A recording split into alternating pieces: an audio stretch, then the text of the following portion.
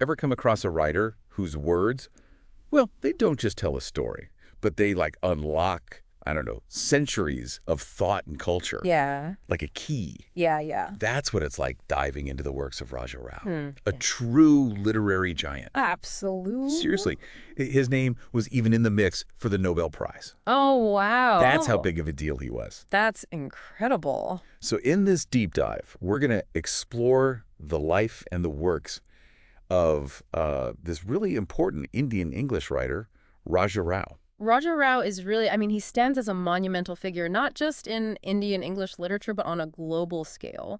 And for this deep dive, we're going to be drawing on the work of Dr. Jaswant Rathod, who is a scholar.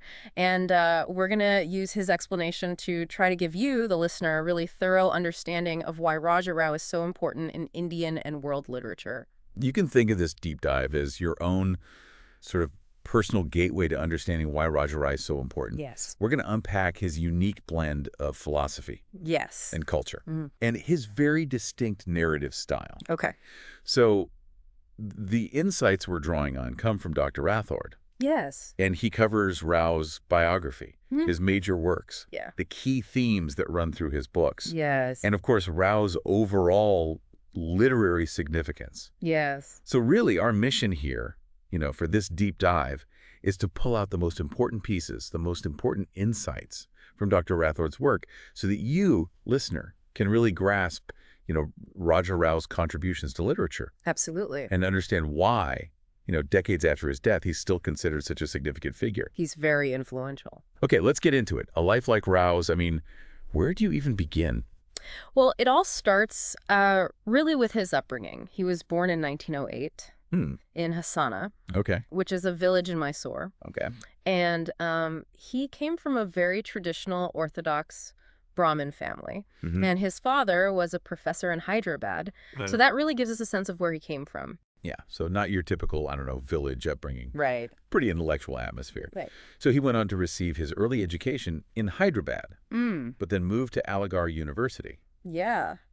And this is where things get, I think, pretty interesting, because it was there that he met Professor Dickinson, who really sparked his love of French language and culture. What do you think that did for him, that influence? Well, it really sort of opened him up to this whole other world of intellectual and artistic ideas and really kind of fostered a global perspective, I think. Okay. So he ended up eventually at the University of Sorbonne in France, where he got his PhD under Professor Kazemian, and he spent quite a while in France. And during that time, he even married an American actress, Catherine. Wow. So all of these experiences were very significant, in kind of shaping his worldview, his outlook. It's almost like this really potent mix of Eastern and Western cultures right there in his own life. Absolutely. But then, he goes back to India in 1940 to Benares, which is such a spiritual place. Yeah. What prompted that, do you think? I think that marks a really big shift in his life. Wow. Kind of moving more deeply into Indian spirituality. And while he was in Benares, he met Swami Almanan, who was this incredibly respected Vedantic scholar who became his guru, his mentor, really kind of guided him on this spiritual and intellectual journey. You can see how all these different pieces, the traditional upbringing, the Western education, marriage, Right. then this immersion in Indian spirituality all came together to create this, truly unique literary voice. Right. And it didn't take long for his work to get recognized, right? Absolutely. 1964, he wins the Sahitya Akademi Award for The Serpent and the Rope. And Dr. Rathod describes this book as sort of semi-autobiographical. It is. And it really solidified his place as, I think, a master of prose. And his entire body of work is recognized as, hugely important, not only to Indian English literature, Right. but to world literature as a whole. World literature. It's a testament to his impact. That, like we said earlier, he was even considered for the Nobel Prize. Oh, yeah. That's how widely recognized he was. Absolutely. Now, Dr. Rathod also mentions a whole bunch of key figures who influenced Rao. We've got Andre Malraux, Shakespeare, of course. Yes. Romain Rolland, and Mazzini. Okay. Quite the mix. Right. Very diverse influences. Yeah, eclectic, for sure. It speaks to his broad intellectual curiosity. Absolutely. On top of those literary awards, He got some big-time civilian honors in India, too. Oh, yeah. The Padma Bhushan in 1969, Hmm. and then the Padma Bhushan posthumously in 2007, Wow. which really just underlines his importance to India's cultural legacy. Absolutely. Okay, so we've got, this picture of his life, his background. Yeah. Let's get into his writing now. Okay. Where should we start? Well, a good place to begin is with his first novel, Kanthapura, which came out in 1938. Okay. Now, Dr. Rathod points out that this book is set against, the backdrop of a specific historical moment, the Quit India movement. Okay, so we've got this backdrop, this huge historical moment, the Quit India movement, set in a South Indian village. Yeah. But it's more than just a historical novel, right? It is. What are some of the other themes that it explores? Well, it goes a lot deeper than that. It's really getting at this conflict between moral and social commitments of man towards nature, society, and himself. Wow. So how do individuals navigate these massive historical events? How do they maintain their own ethics, their own responsibilities when the world around them is in turmoil? Right. It's really looking at those big historical forces playing out on a personal level. Okay, so huge scope. Mm-hmm. Now, how's he telling this story? Oh, the storytelling is a really unique part of this book. It's described as a perloja, Okay. which is like a grandmother's tale, a stala purana. Okay, so that's pretty important then, right? Right. The way he's telling this story.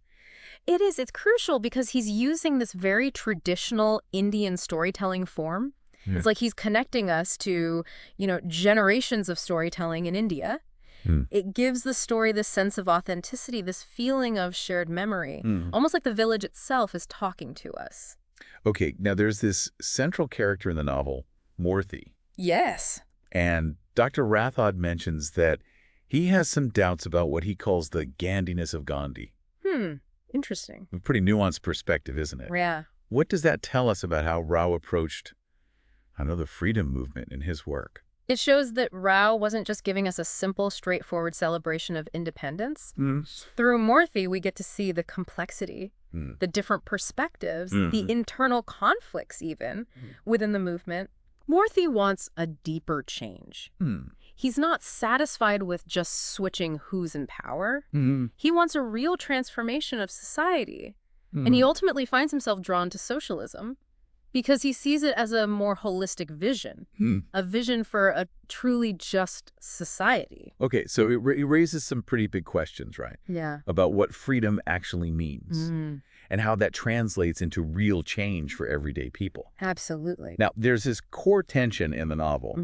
Dr. Rathod calls it this conflict between the contemporary Indian reality and the inherited concept of tradition. Can you unpack that a bit for us? Sure. When he says inherited tradition, what does he mean? Well, he's talking about Western historicism, Okay. which is all about linear progress, material advancement. The idea that humans can achieve perfection through social engineering and the power of their own reason. So these Enlightenment ideals. Exactly. Progress driven by reason. Right. Okay, so that's on one side. What about the other side? What's the Indian reality that he's talking about? So the Indian reality depicted in Kanthapura is rooted in something Dr. Rathod calls primitive animism. Okay. And it's a worldview where the natural world is alive. It's full of spirit and agency. And it's intimately connected to human existence. Okay. And in this worldview, the mysteries of life are often seen as being resolved through things like divine intervention and faith, not just through human intellect. So it's a pretty fundamental difference. It is. And it creates this huge tension within the novel. Absolutely. So Kanthapura isn't just a story about a village, Right. Going through a political movement. Right. It's this exploration of these two very different worldviews and how they shape people's understanding of their struggles, their place in the world. Absolutely. And it's considered so important because it brought this rural Indian experience and the impact of Gandhi to English literature Right. in this really innovative and culturally grounded way. Right. I mean, it's essential for understanding how Indian traditions and modern socio-political movements interact in literature. Yeah. Okay, so we've got Kanthapura. Now, his second major novel, The Serpent and the Rope, published in 1960, takes us on a very different kind of journey, although it's still very rooted in philosophy. Dr. Ratho describes it as semi-autobiographical, Yeah. and it focuses on a search for spiritual truth in Europe and India. Right. So it sounds like a much more internal, like explicitly philosophical quest than Kanthapura. Mm-hmm. How does it differ in its thematic focus? Well, it shifts the focus from this collective societal struggle to a more individual and internal quest for meaning. Hmm. It explores the kind of clash and confluence of Eastern and Western cultures, but not just on a societal level, but within the protagonist himself. Hmm. So it's grappling with, these big philosophical and metaphysical questions about, like, the nature of reality, identity, belonging, all within this context of navigating these vastly different worldviews. Hmm. So it's a very personal lens that Rao uses Hmm. to examine these intersections between culture and philosophy. Hmm.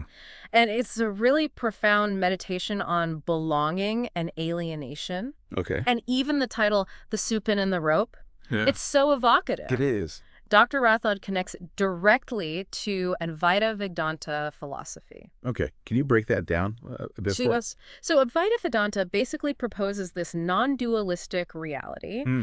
where your individual soul, your Atman, is essentially one with the universal soul, Brahman, Hmm. and Maya Hmm. is this cosmic illusion Hmm. that makes us perceive the world as separate, Hmm. distinct. Okay. Like we're all individuals. Right. And the serpent, being mistaken for a rope in dim light. That's the classic analogy. Right. Our limited perception makes us think it's a serpent, the scary thing, but it's just a rope. It's this idea that we're clinging to these appearances, these illusions, when in reality, there's this underlying unity. Hmm. And Rao uses this idea Hmm. to explore how our limited understanding kind of obscures this fundamental truth. Hmm. And it becomes a central theme as the protagonist tries to figure out what's real and what's illusion. Yeah. So in a way, Kanthapura explored these like societal and philosophical conflicts Mm. in a village setting. Mm. The Serpent and the Rope takes that philosophical inquiry Mm. to a much more abstract, personal level, Mm-hmm. almost a metaphysical level. Yeah. And it's known for these really intricate philosophical ideas and really rich, complex language. It is. Okay, then we've got The Cat and Shakespeare, A Tale of India, published in 1965. Mm. And Dr. Rathod calls this a metaphysical comedy. Mm. It sounds like a really cool blend. Yeah. How does humor play into these, big philosophical themes? Well, it's a really interesting approach because it allows him to continue exploring these really deep philosophical themes, but with a lighter touch. It's more allegorical. And the humor isn't there to make light of these big questions, but to offer a different perspective, maybe make them a little bit more accessible, and encourage us to think about them in a maybe less serious way. So it uses allegory to examine the very nature of reality and existence and makes us question our perceptions and assumptions about the world around us. And it does it all through this unique mix of wit and wisdom. Okay, so we've seen him tackle these rural social movements with this really unique narrative voice. We've seen him dive into personal spiritual quests with these really profound philosophical underpinnings. Right. And then we get this like more allegorical, humorous take on metaphysics. I mean, he really wasn't confined to one style or one set of themes, was he? Absolutely not. Now, Dr. Rathod also lists some of Rao's other works, too. Yeah, he mentions Comrade Kirillov, which is a satirical look at how Indian spirituality and Western Marxism intersect. Wow. Okay. Yeah, and he mentions the chess master and his moves, and then his short story collections, like The Cow of the Barricades, The Policeman in the Rose, and On the Ganga Ghat. And then, of course, his nonfiction writings, things like The Meaning of India and The Great Indian Way, A Life of Mahatma Gandhi. Wow. I mean, it shows you how much he wrote and the range of topics he covered. Truly a prolific writer. Absolutely. Now, let's zoom out a bit and think about Rao's place in the wider literary world. Dr. Rathod draws this interesting comparison between Rao and two of his contemporaries, R.K. Narayan and Mulk Rajanand. Hmm. What's a key difference he highlights? He points out that unlike Narayan and Anand, Rao spent a lot of time immersed in Western culture. So when he explores this, East-West conflict, this feeling of alienation, he does it with this extra layer of depth, Wow. particularly in terms of metaphysics and spirituality. So you're saying that while his contemporaries might have been focusing on Indian experiences, Rao brought this whole other level of philosophical engagement with Western thought. Right, exactly. So, for example, Narayan might be more focused on the everyday moral complexities of life in India. And Anand is really digging into social reform. Rao is going deeper into these philosophical and spiritual intersections between East and West. Yeah. Now, there's this great quote from Walsh that Dr. Rathod uses. He says, if Anand is the novelist as reformer and Narayan the novelist as moral analyst, Raja Rao is the novelist as metaphysical poet. That's a good one. It is. Yeah. What does metaphysical poet really mean when we're talking about Rao's work? Well, I think it perfectly captures what he was most concerned with. Anand, like we said, was often trying to expose and address social injustices. Narayan was examining the moral fabric of society. But Rao, he was fixated on these really fundamental philosophical and spiritual questions, like the nature of reality, consciousness, the human condition. His novels are deeply engaged with these abstract concepts, just like the metaphysical poets from, earlier literary traditions. It's so fitting. Yeah. I mean, the metaphysical poet, it really lines up with his engagement with Advaita Vedanta and that whole concept of Maya. Dr. Rothard keeps emphasizing how deeply Rao's novels are rooted in Indian philosophy. Right. This understanding of the oneness of the self and the universe, the search for spiritual truth. Yeah. And it's really interesting how that connects with his exploration of cultural identity in a post-colonial world. He was really concerned with preserving Indian traditions, which you can see so clearly in Kanthapura, the way he uses that Stala Purana form. And that blending of traditional Indian storytelling with modern literary forms is such a big part of his style, isn't it? It is. Dr. Rathore also talks about his creation of what he calls an Indian English. How did Rao change the language to really capture, Indian thought and expression? Well, he wasn't just writing in English. He was, molding it, innovating with it to convey the nuances of Indian thought patterns, cultural sensibilities, even the rhythm of Indian speech. He wanted to create an English that felt authentically Indian, capable of expressing these complex philosophical ideas that were rooted in Indian traditions. So on top of all of that, the philosophy, the culture, his work also deals with some really fundamental aspects of just being human, the human condition, this universal search for meaning, the complexities of relationships, the experiences of women, which are portrayed so powerfully, particularly in Kanthapura. Dr. Rathod actually includes this quote from Rao himself, where he says, "Woman is the earth, air, ether, sound. Woman is the microcosm of the mind." Wow. Which just speaks volumes about his respect for women and the central role they play in his work. So it seems like Rao was this writer who worked on all these different levels, blending these personal spiritual journeys, deep philosophical questions, explorations of cultural identity, all while using these really innovative narrative techniques. As we wrap up this deep dive, what are the big takeaways? Okay, big takeaways. What do we really want the listeners to remember about Raja Rao?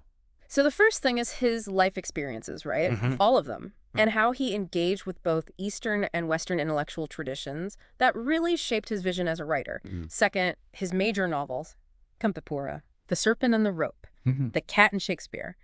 Each of these books explores these big themes of spirituality, cultural clashes, the human condition. And he does it all through these really distinct narrative approaches. And then finally, his ability to blend traditional Indian storytelling with modern literary forms. The way he used this Indian English, the deep philosophical underpinnings of his work, all of this makes him a truly unique and lasting voice in world literature. So for you, the listener, Understanding Raja Rao can give you this incredible lens through which to explore Indian philosophy, the intricacies of post-colonial identity, and just really innovative approaches to storytelling. Hopefully this deep dive has given you some food for thought, helped you understand why he's still so relevant, Absolutely. given you a thorough but hopefully accessible look at his work. Yeah. Any last thoughts? Well, I think it's interesting to think about, how relevant Rao's work is today. Given how interconnected our world is now, how, cultures are constantly mixing and influencing each other.